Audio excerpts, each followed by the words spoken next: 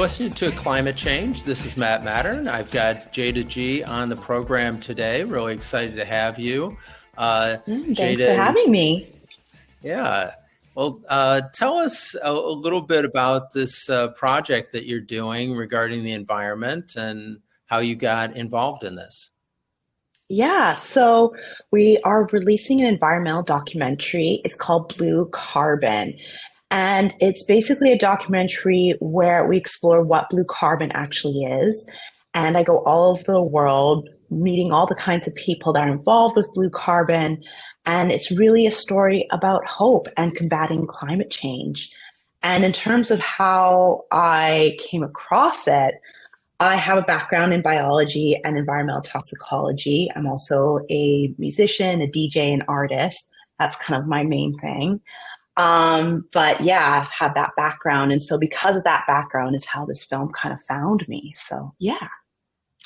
Yeah, well, I read a bit about you and the project, and I thought it was pretty amazing. I didn't realize how much kind of these mangrove forests capture as far as carbon capture. It was something like 10-to-1 over the rainforest, which is kind of surprising and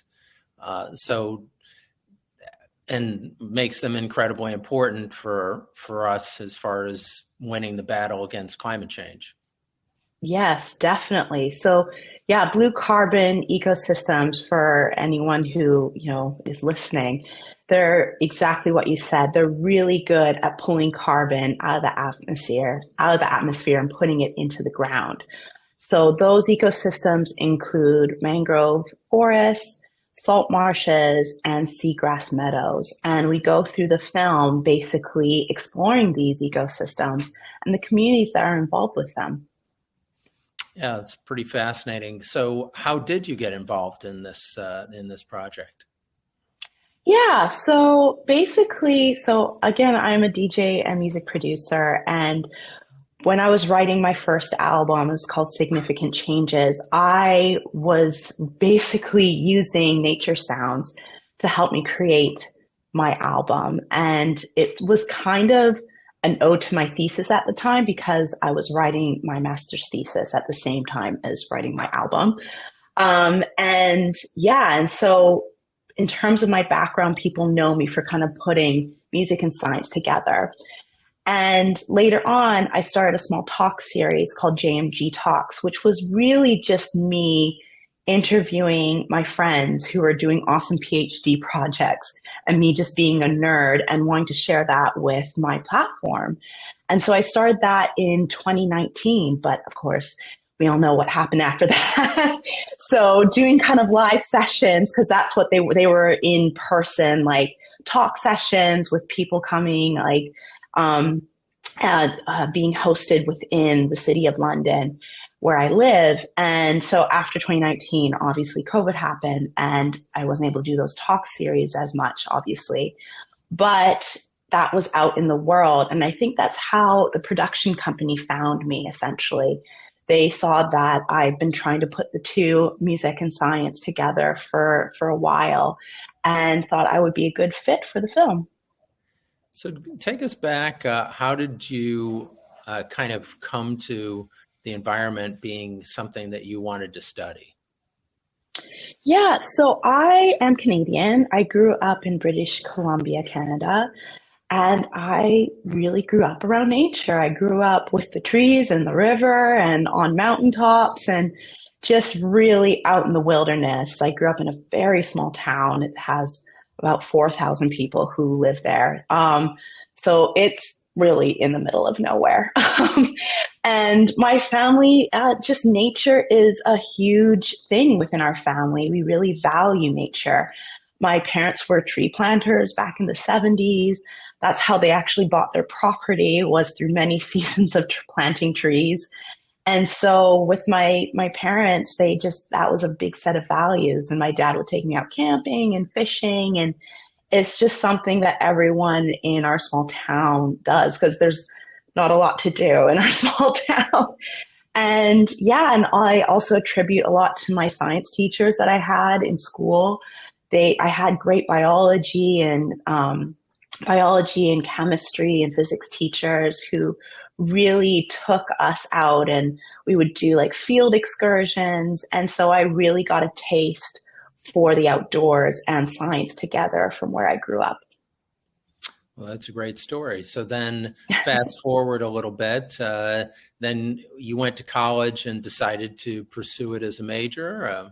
Yeah, exactly. I was very clear after, like, after high school, I definitely want to go into sciences and got my undergrad in biology honors. Yeah, I was studying ecology and evolutionary biology, and yeah, did that, and then did a bunch of field work opportunities for a few years. Then I went to do my master's, which is in natural resource and environmental management, specializing in environmental toxicology, so the study of chemicals and how they affect the environment. So then how does the music career kind of fuse into all of that? Yeah, I know. It's kind of like, yeah, it's kind of weird when you think of it. It's definitely a big sharp turn into a very different direction. So I'm just a big nerd for music as well. I'm pretty obsessed with it. Like even when I was studying for my degrees, like how I would procrastinate was looking for new music. And that just kind of never went away. And it got to a point where I would, yeah, I just want to share the music that I was collecting. So I bought a pair of turntables and I taught myself how to DJ over a summer. And I moved to Vancouver around that time. And so I was studying my master's in Vancouver, in Canada.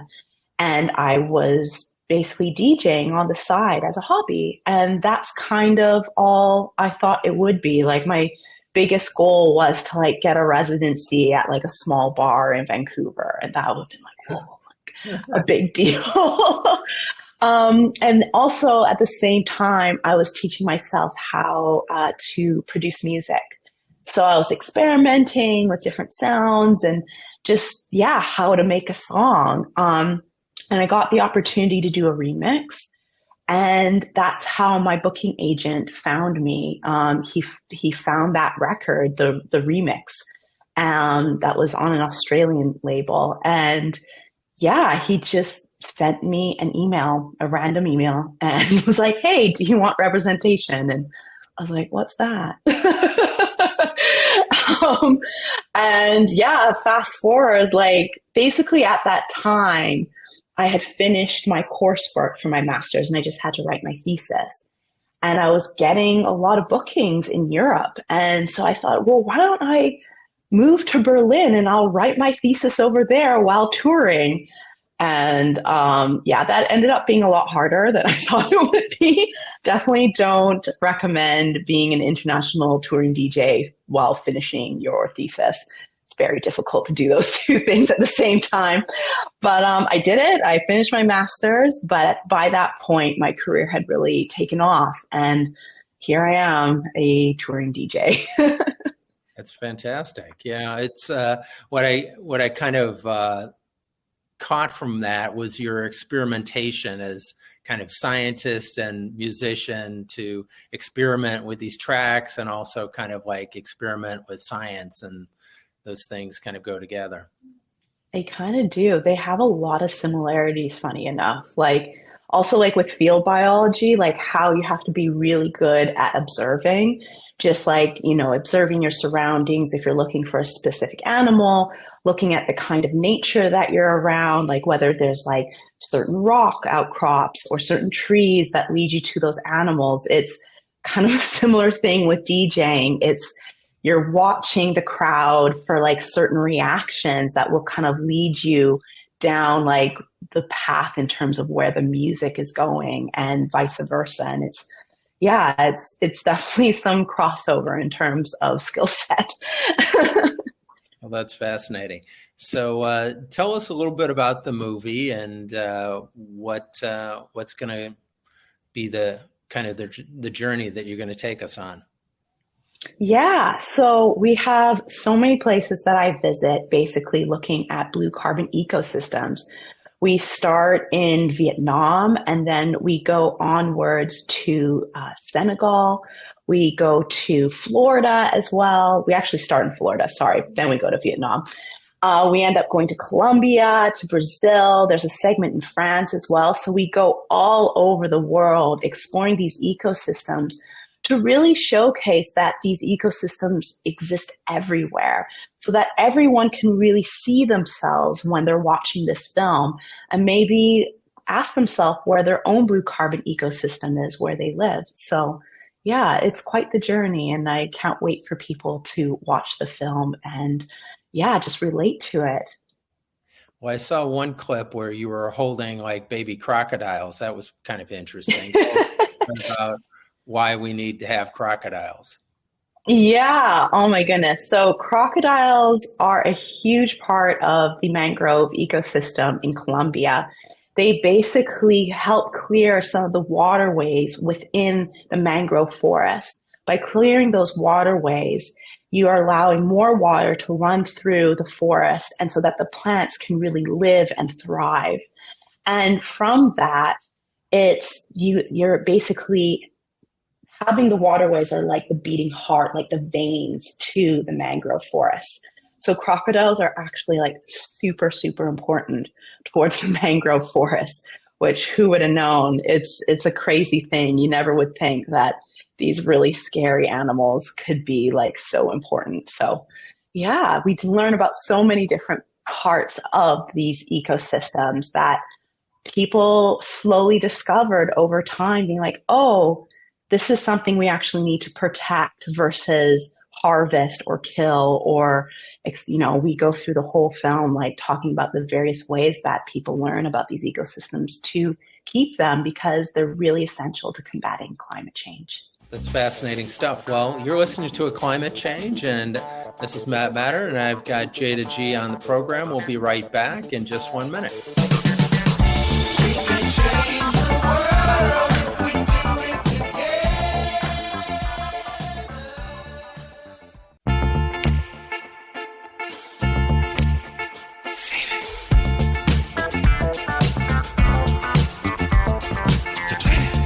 You're listening to A Climate Change. This is Matern, and I've got Jayda G on the program. And Jada, I was just down in Belize, and they have mangrove forests there on the islands on the island I was on. It was really beautiful, and there were 2 crocodiles there. So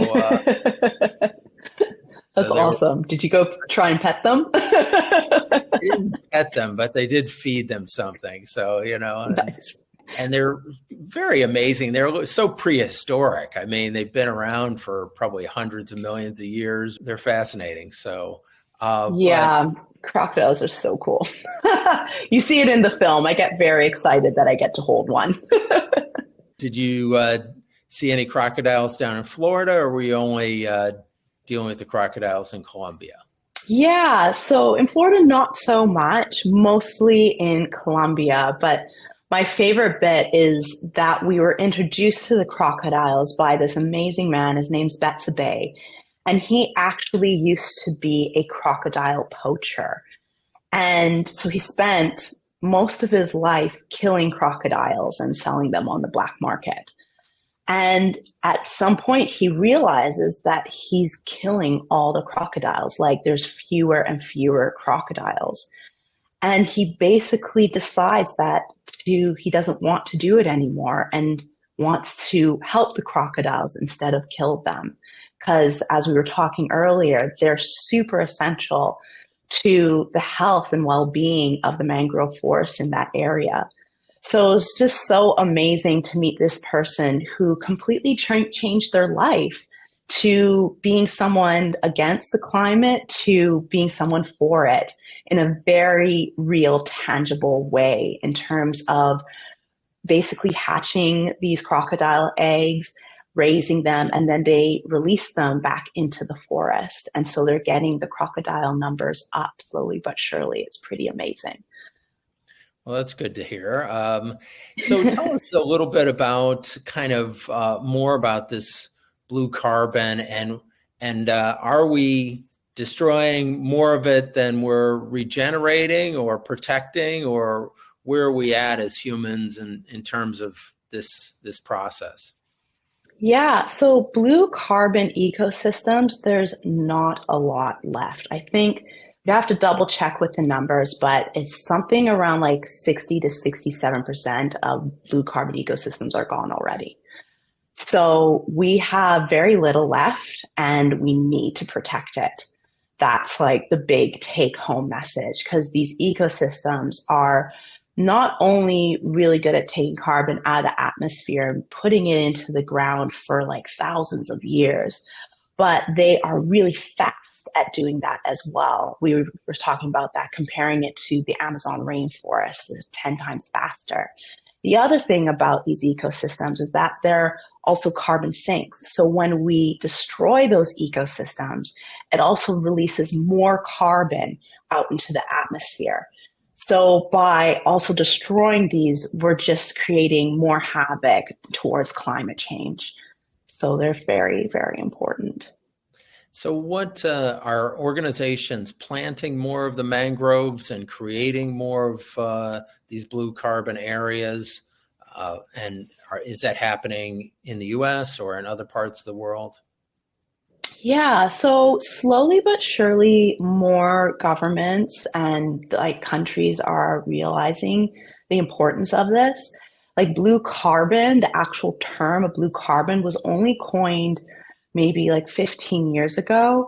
And at that point, nobody knew what it was and nobody cared. And slowly but surely, people are realizing how important these ecosystems are and are also trying to learn more about what the different ecosystems that could be coined as blue carbon ecosystems. I know there's research around kelp forests as being considered as blue carbon ecosystems. Also, there's a lot of research around humpback whales as being part of the blue carbon ecosystem. So there's a lot of really cool research that is out there. In terms of preserving these ecosystems, we go through the film and learn about how people are replanting these ecosystems, as well as just taking care of these areas because they've lived there forever. We go to an amazing area, it's called Nemaba in Senegal, and I get introduced to these amazing group of women who've taken it upon themselves to basically keep their home alive. Like I asked them why they preserve the mangrove forest there. And they said that their grandparents said it used to be beautiful in this area and they realized it wasn't anymore and they wanted to change that.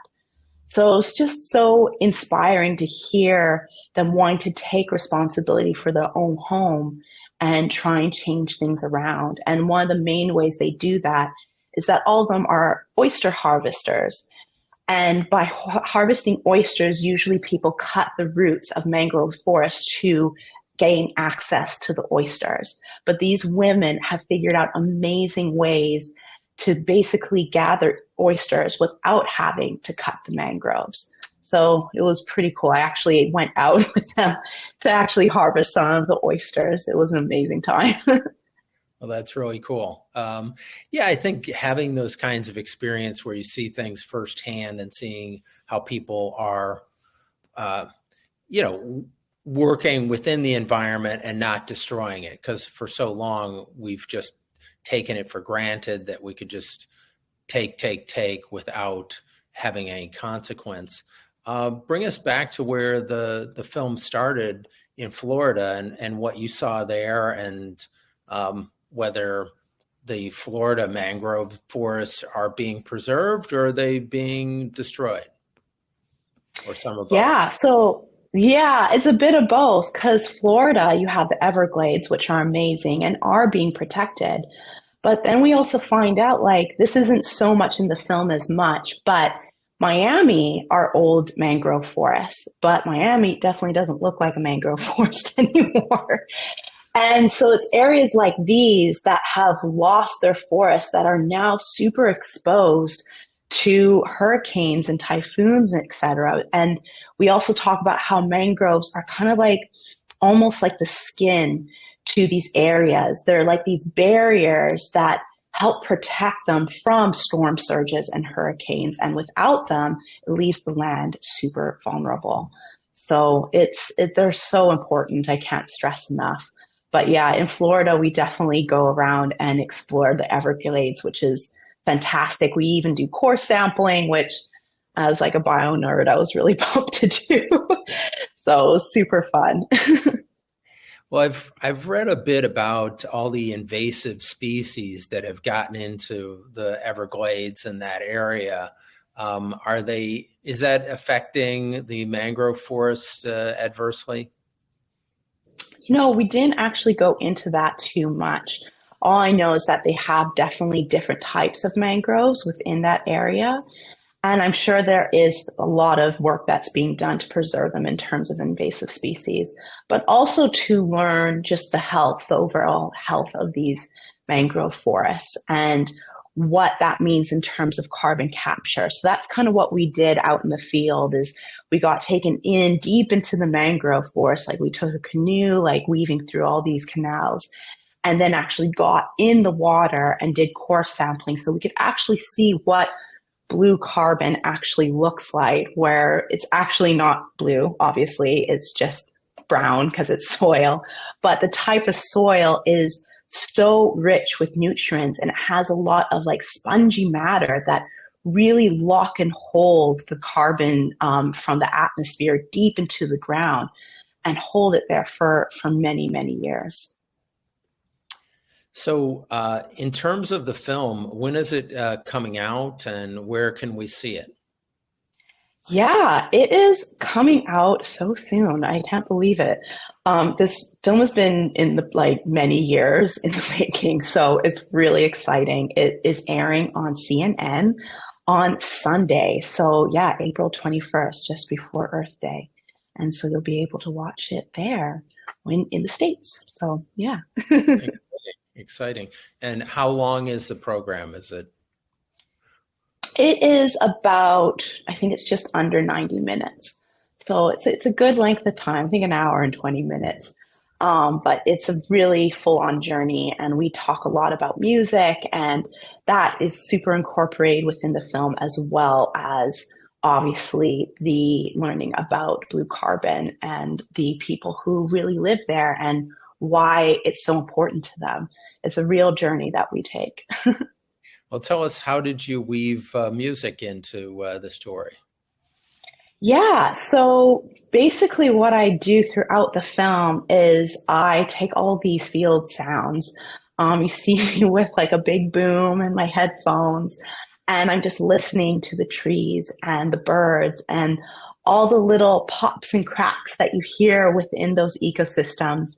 It's quite magical. And then I take all those sounds and I build a song out of it, which we play at the end of the film. So it was a really cool project to be part of that I could actually make music for as well, because that's obviously one of the main things I do. So it was awesome. It was a fun time. Well, I guess it just gives people yet one more reason why to go out into nature and find sounds. And I mean, that is the beauty of being in nature, is that when one is at peace, you just kind of, you hear things that you don't normally hear when you're in a city. Oh, yeah, big time. You're listening to A Climate Change. This is Matt Matern. We're going to be back in just 1 minute with Jayda G, telling us a little bit more about blue carbon and her adventures around the world to help us protect this blue carbon, which is just vital for our survival. If we're going to beat climate change, we've got to do it in part with protecting these carbon sinks. Stay tuned. We can change the world.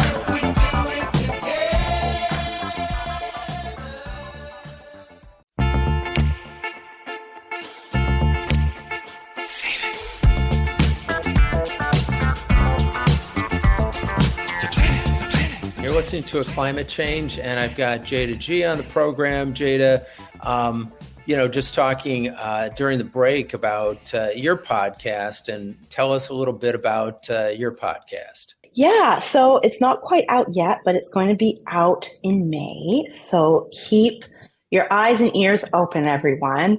Yeah, I'm really excited. I've been wanting to do a podcast for a while.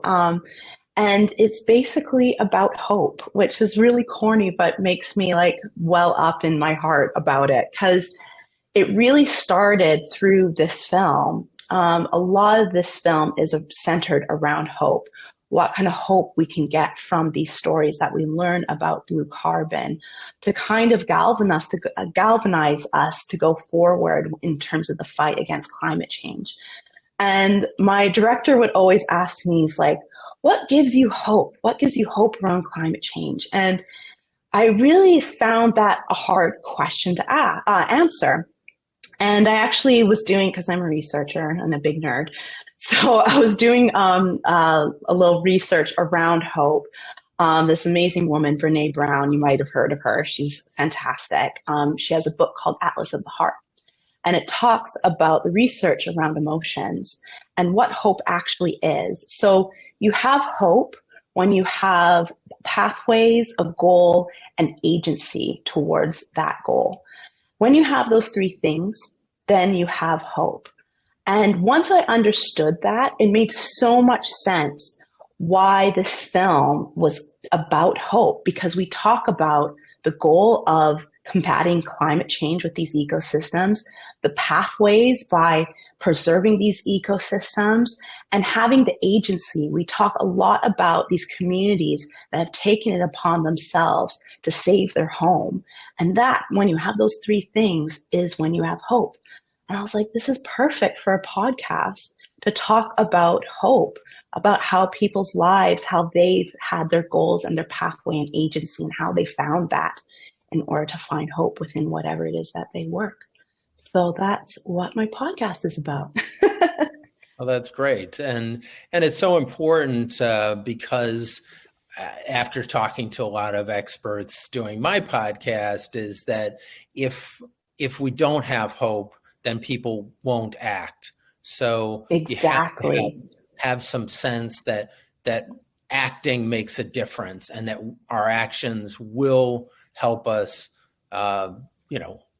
combat climate change. And there are just so many things that we can do. There's thousands of organizations out there that are doing great work. And one of the things I like to do during the podcast is talk about the various places that people can engage with and help the situation.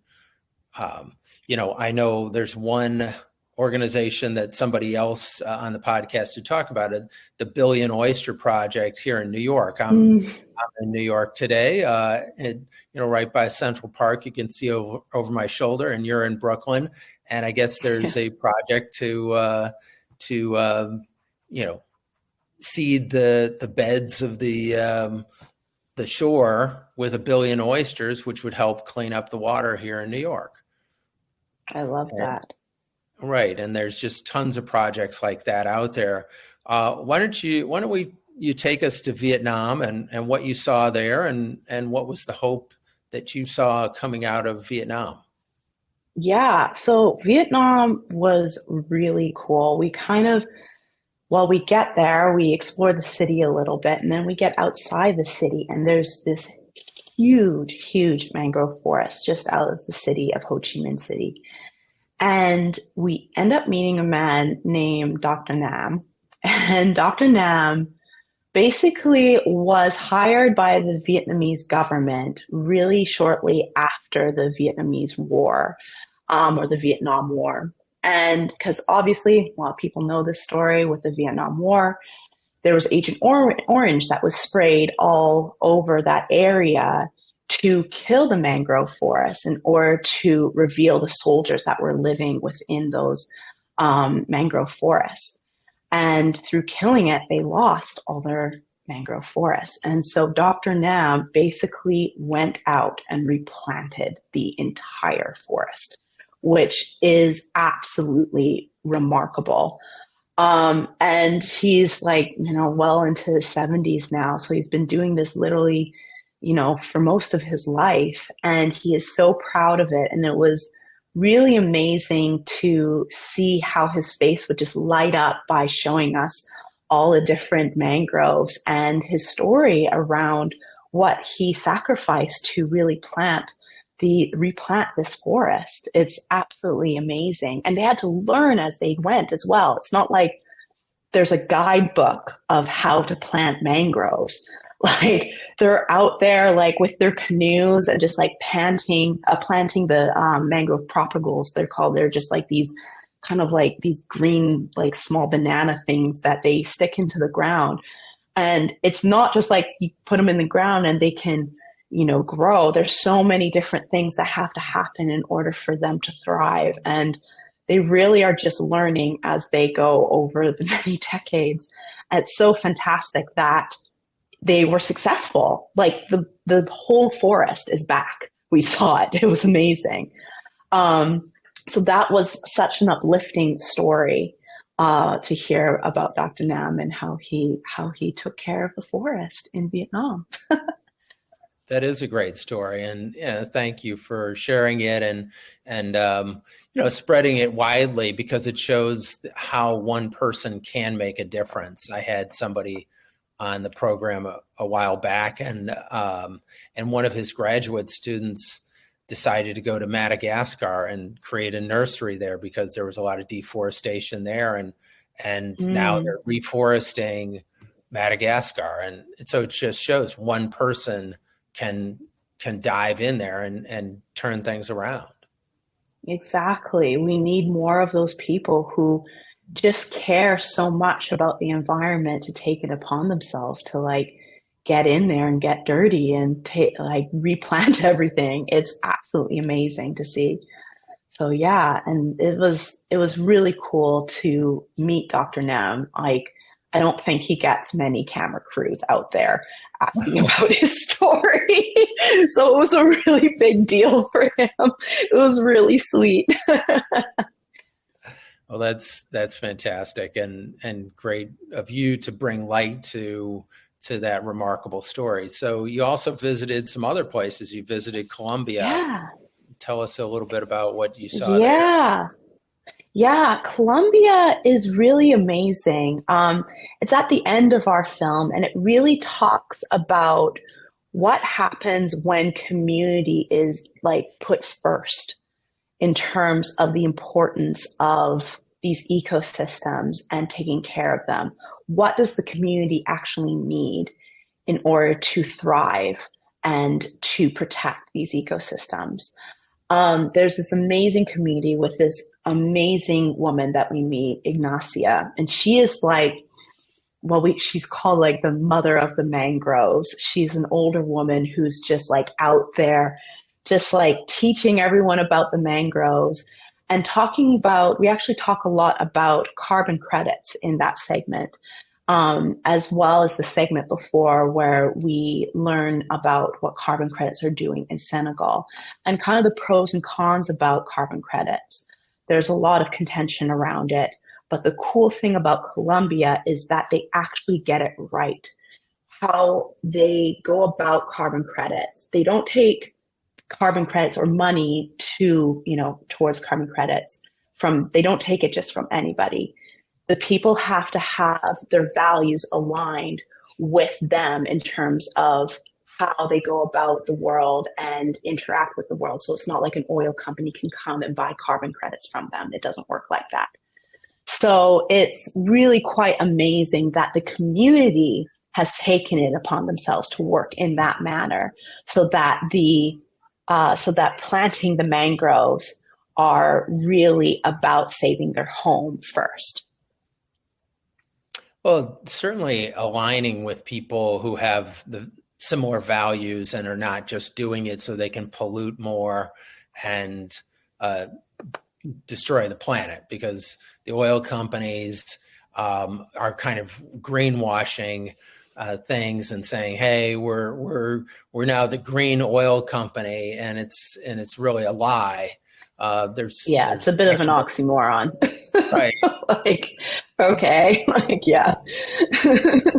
Right. And they just put into a law into place in California that punishes people who are greenwashing. So, anybody Wow. who is aware of greenwashing practices, give me a call.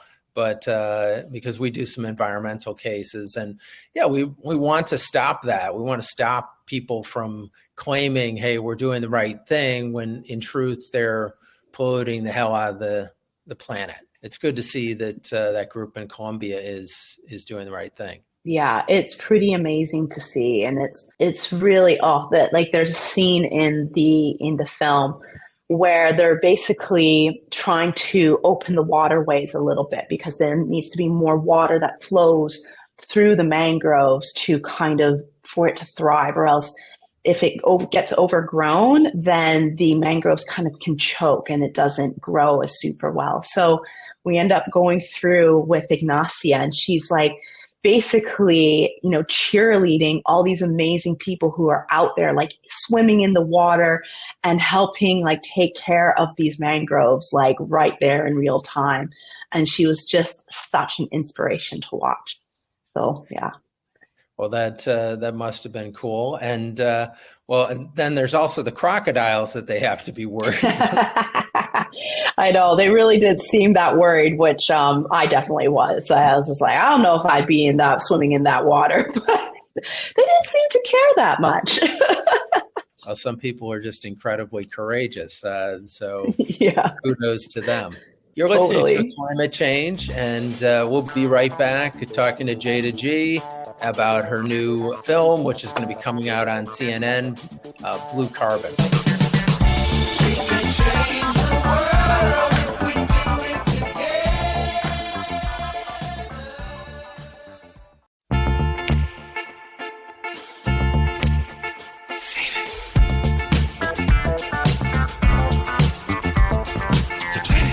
You're listening to A Climate Change. This is Matt Matern. I've got Jayda G on the program, who has been nominated for a Grammy, and she's also doing a environmental documentary that's going to be playing on CNN at 9 p.m. this Sunday, April 21st. Tell us a little bit about your music career and what's coming up for you on that front. Yeah, no. So in terms of my music career, I released an album actually last year. That was a really big project, getting that across the line. And it's really an album that's very close to my heart. It had a lot to do with my father, who passed away when I was about 10 years old. And we actually talk about him in the Blue Carbon film because he really established a lot of my love for nature. That was something that we did a lot together, was like camping and going fishing and just exploring nature. He taught me about curiosity, essentially, when it comes to being in the outdoors. So that album got released, last year, and it I can't believe it's like out already still, because it took a couple years to make that. And now we're entering a new festival season. So every summer around this time, around April, I start touring again, pretty full on, and going from festival to festival, playing DJ sets. And making new music as well. That's always on, later happening down the pipeline. So any festivals that you've got coming up on the horizon? Oh gosh, there's so many. I play mostly in Europe when it comes to festivals, and the UK. I live in London, so that's an easy one for me to do. But I'm definitely playing a little bit in the States as well. So I know I'm playing in Detroit for Memorial Day weekend. There's a festival there called Movement. And it's such a good festival. It's been around for a while, and it's a real honor to be invited to play, honestly. So really pumped for that one. Well, that sounds great. So, the people in the U.S. will get a chance to see you. Otherwise, we'll just go to Europe and watch. Yeah, exactly. No, I do. I try and come out about like 3 or 4 times a year. So it's not too far and few between, but definitely kind of have to mark it on your calendar for when I come. So you said you also visited Brazil and France. What types of things were you visiting while you were there? Oh my goodness. Brazil was such an amazing trip. So we went to Brazil to visit Sue George, who is a huge musician in Brazil. I don't know if you've seen Life Aquatic, the Wes Anderson film, but Sue George is in it.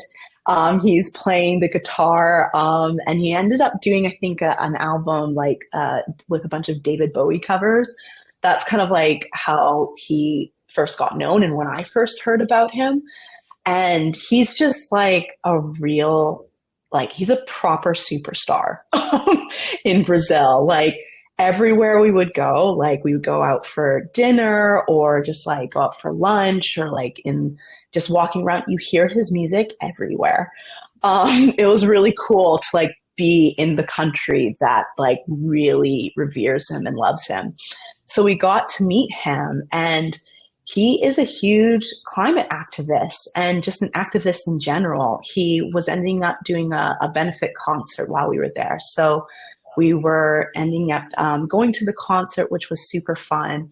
And I got to talk to him a little bit more about our project and kind of just the beauty of music and kind of putting those things together and how we do that and the different ways you can do that. Like, he has an amazing song that really talks about the water and how we need to protect it. And there's so many things that he does. And so it was nice to kind of have like a mentor within the film to kind of talk about bringing music and nature together, really. Well, certainly music has a way of communicating emotions and feelings and things that are beyond kind of language. So I think that you're incorporating that into your climate messaging is super powerful because it's connecting people in a way it's hard to quantify, but it communicates something maybe deeper than words. Maybe you can talk about that a bit more. Yeah, no, that's exactly it. It's like music is kind of like, for me personally, is like the big connector. When I'm DJing out, I'm always trying to reach like a moment, hopefully more than once within my set, a moment where everyone is feeling the same thing at the same time. And you can really, like, you can tell when that's happening, like whether it's everyone's hands are in the air or it's just like this energy within the air. When you reach that, that's like pure magic for me personally. And I really feel like a similar thing happens when you are in nature.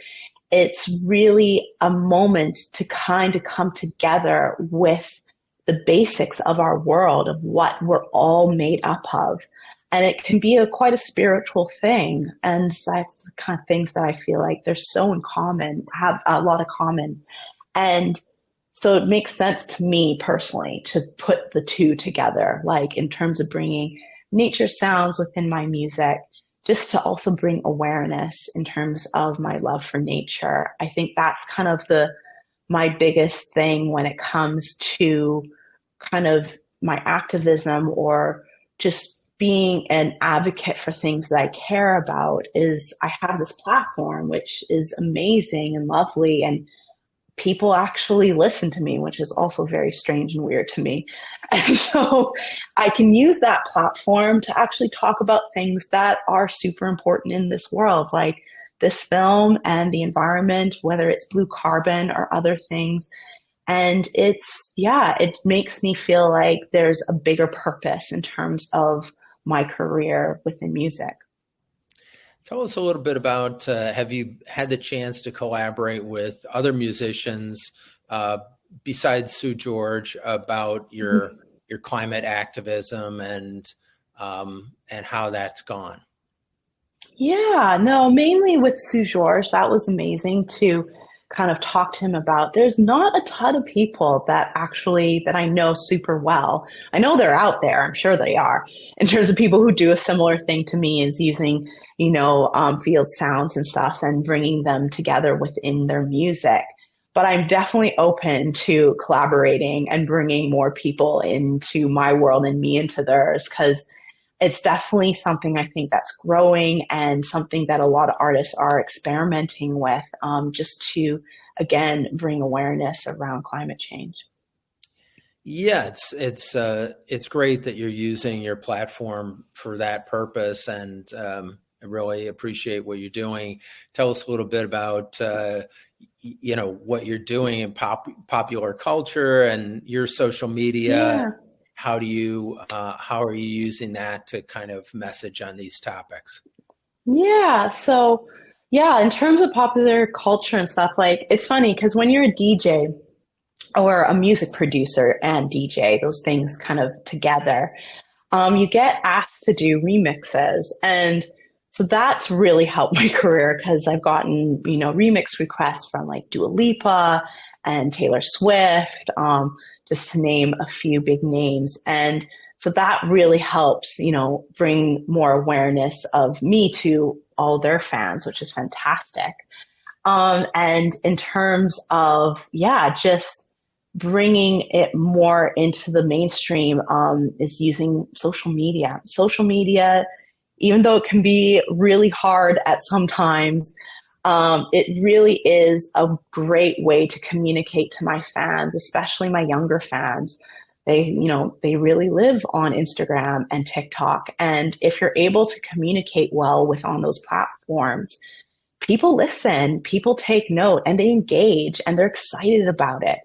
So that's kind of like my main way of kind of getting out there and talking about these things. But yeah, hopefully more with like the podcast, especially screening these films. Screening this film is definitely a way for me to kind of get it all out there. Well, I took a look at your social media, and maybe you could tell us a little bit about where we can find you on social media, as well as what you see as your next steps moving forward. And thanks for your being on the show, and just thanks for the work that you did in your documentary and your career so far. Yeah. Thank you. Thanks so much. Yeah, so you can find me at Jayda G Music. Also, you can find me on Spotify if you want to listen to my music. Again, that's Jayda G. That's Jayda, and then the letter G. We are trying to get this film as much out there as possible. We're going to have another screening in the UK, which I'm really excited about. And again, my podcast, it's called Here's Hoping with Jayda G, and that's going to be coming out in May. Well, again, thank you, Jada, for being on the show, and look forward to watching your documentary, Blue Carbon, and following you on all your social media channels. Thank you so much for having me. We can change the world.